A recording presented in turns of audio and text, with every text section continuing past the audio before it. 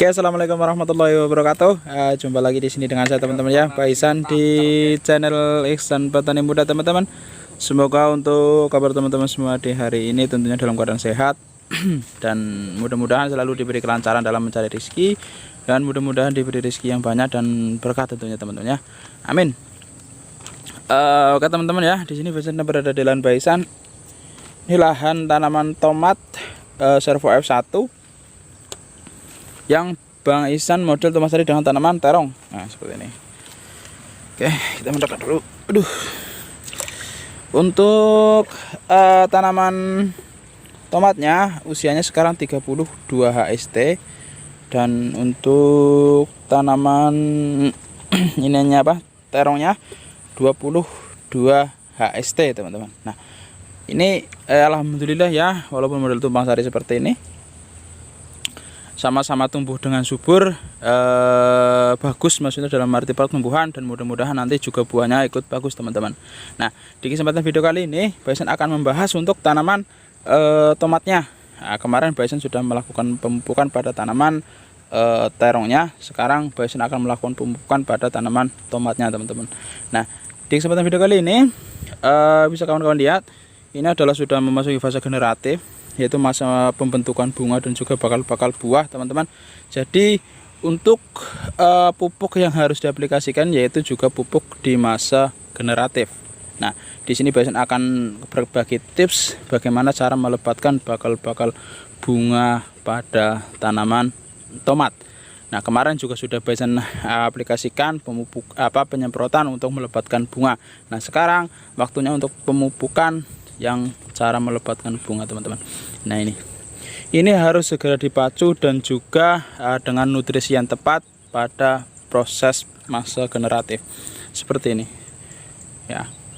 Oke, jadi ikuti terus, insya Allah bermanfaat. Dan tentunya untuk teman-teman semua yang mungkin baru hadir di channel Ihsan Petani Muda, jangan lupa jika video ini bermanfaat tekan tombol like-nya dan juga tombol subscribe-nya, karena nanti channel Ihsan Petani Muda semakin berkembang. Dan bagi yang sudah subscribe tentunya Pak Ihsan doakan selalu mudah-mudahan selalu diberi kelancaran dalam mencari rezeki dan mudah-mudahan diberi rezeki yang banyak dan berkah teman-teman. Oke, begitu terus. Oke, langsung saja teman-teman ya. Di sini seperti biasa saya ditemani pada Pak Mengun yang membantu Pak Ihsan, dan juga ada Maskur untuk membantu di pengocoran kali ini. Biasanya sama Bang Kotir, cuman ini sama Bang Maskur, dan ini pun akan melakukan pengocoran tomat ini dan juga tomat yang di bagian sana dan juga terong ya. Nah oke, langsung saja Bang Mengun. Ini untuk takaran coba lihat dulu. Ini untuk NPK nya Pak Ihsan masih setia dan masih menggunakan NPK Ponska. Ini takarannya per 25 liter dikasih sekitar 6 ons, 6 sampai 6,5 ons teman-teman ya. Itu kira-kira karena memang menggunakan gayung itu biasanya segitu teman-teman. Nah 6 ons untuk NPK nya. Yang kedua MKP. Nah ini dia, mono kalium fosfat, itu dikasih 7 sendok Bang Mengun. Iya, 7 sendok MKP nya. Nah jadi sekali lagi untuk NPK nya, nah ini NPK nya ya. NPK nya bebas teman-teman, mau menggunakan NPK apa saja, membuat NPK 16, Ponska, Sprinter, ataupun NPK Grower. Nah ini juga kalau di masa generatif kalau bisa paling bagus yaitu NPK Grower. Nah itu kayaknya tinggi kalium, itu untuk mencegah kerontokan teman-teman. Nah ini biasa masih menggunakan NPK Ponska, dan yang paling penting itu tadi yang biasa katakan yaitu adalah coba nih NPK sebentar, MKP. Nah ini kotor sekali. MKP, mono kalium fosfat, sudah Pak Ihsan terangkan kemarin di penyemprotan itu, sudah Pak Ihsan terangkan yang namanya MKP yaitu mono kalium fosfat teman-teman, yang dimana untuk kandungan haranya nih teman-teman, dominan fosfat 52% dan juga kalium. Ini pupuk di masa generatif yaitu masa pembungaan, karena fosfat untuk di masa generatif yaitu untuk memacu memunculkan bakal bunga dan juga buah, itu pasti. Dan yang kedua kalium ini itu untuk mencegah kerontokan pada pembungaan, proses pembungaan. Nah kalau kita bahas fosfat dan juga kalium, kita bahas semua itu manfaatnya banyak sekali. Fosfat tidak hanya untuk memacu memunculkan bakal-bakal bunga, dan juga bisa untuk perakaran. Selalu biasa katakan seperti itu. Pokoknya manfaatnya banyak. Cuman dominannya di pupuk MKP ini yaitu untuk memacu memunculkan bakal-bakal bunga.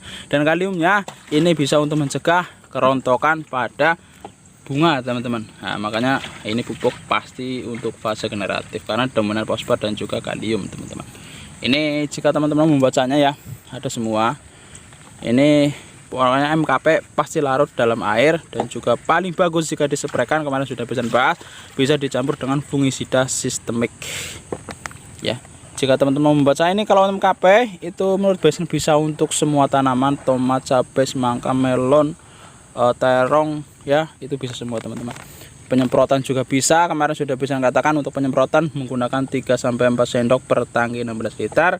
Dan jika melakukan pengocoran, nah ini yang agak berbeda itu di sini, teman-teman.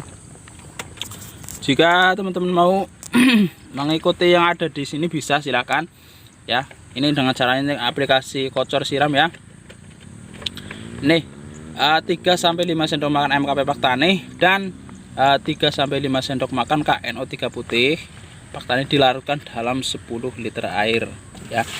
Dilarutkan dalam 10 liter air, dikocorkan untuk 50 tanaman. Nah, jika teman-teman menggunakan ini silakan bebas, itu lebih bagus tentunya. Cuman jika kita kalkulasikan, kita hitung lagi, itu sangatlah boros, teman-teman.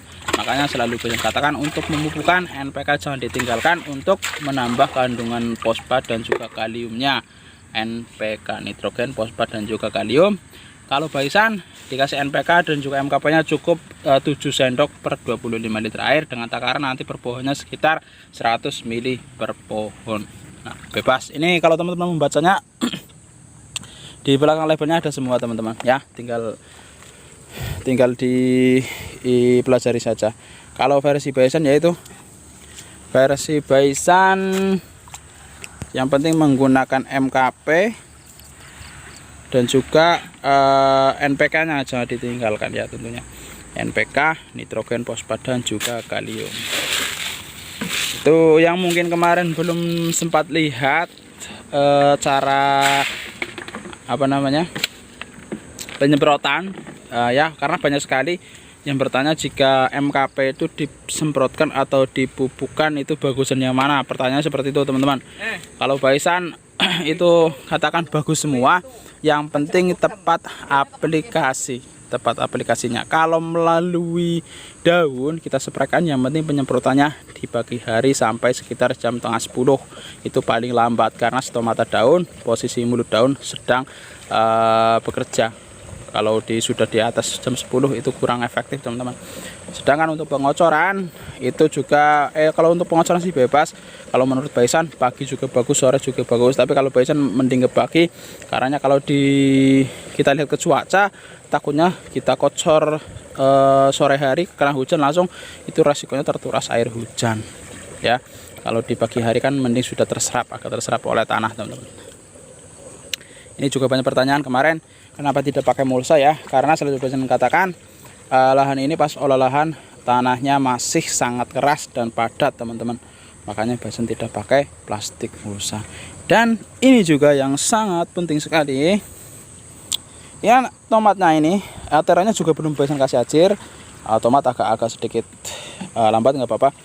Terongnya maksudnya. Tomatnya kalau bisa mungkin setiap tanaman tomat itu dikasih yang namanya ajir. Nah, ini kemarin Baisan dikejar-kejar tanamannya sudah tumbuh dengan cepat, ajirnya tidak ada, jadi Baisan akal-akali dengan ini, jadi Baisan rambatkan seperti ini, teman-teman. Kita menggunakan tali bel ya, kita ikatkan kuil-kuil seperti ini agar bertujuan agar tidak roboh. Nah, ini saran Baisan pakai ajir saja setiap tanaman tomatnya. Kalau seperti ini nanti di tali bel lagi seperti ini di setiap kanan kirinya. Itu sudah siap pemasur, ternyata per pohonnya agak sini, stop. Nah, dikasih sekitar 100 mili per pohon. Sebentar, ditambahi sedikit, ya kira-kira pokoknya sekitar 100 ml teman-teman per pohon. Nah kira-kira seperti itu ya, paham ya. Ini cara pemupukan versi Baisan ya, silahkan teman-teman mau ikuti, mau pakai cara yang di belakang level MKP ataupun versi Baisan silahkan, terserah. Kalau versi Baisan seperti itu, dan alhamdulillahnya pun tanamannya subur dan juga menurut Baisan juga bagus. Mudah-mudahan nanti juga tanamannya ikut bagus dan buahnya maksudnya teman-teman ya. Kita lihat buahnya mudah-mudahan bagus dan banyak yang tidak rontok. Harganya sekarang sih bagus sekali teman-teman, cuma sampai 9.000, cuman ya belum petik Baisan. Mudah-mudahan nanti stabil sampai Baisan panen, harganya masih bagus ya. Ini juga nanti Baisan akan melakukan pemupukan di sana untuk tanaman tomat dan juga terong sama, cuman tidak model tumpang sari seperti ini teman-teman. Mungkin itu ya yang bisa Baisan sampaikan, dan jika ada yang kurang jelas ataupun kurang paham dari penjelasan Baisan, bisa nanti ditanyakan saja di kolom komentar tentunya. Dan bagi yang baru hadir, yang belum lihat budidayanya dari awal, teman-teman bisa lihat di playlist yang judulnya tumpang sari, tomat, dan juga terong. Pokoknya ada semua teman-teman, tinggal dipelajari. Kita belajar bersama-sama dari olah lahan, pembukaan dasar, pemilihan kapur dolomit, pembukaan awal, penyemprotan. Pokoknya budidayanya ada semua ya, tinggal diklik, dipelajari satu persatu. Jadinya seperti itu. Oke, dan jika jelas, sekali lagi Baisan katakan, tekan tombol like-nya dengan mendukung channel Petani Muda dengan tombol like-nya dan juga tombol subscribe-nya, karena nanti channel Petani Muda semakin berkembang. Dan bagi yang sudah subscribe, Baisan doakan selalu, mudah-mudahan selalu diberi kelancaran dalam mencari rezeki, dan mudah-mudahan diberi rezeki yang banyak dan berkah teman-teman. Oke, jadi cukup sekian dari Baisan.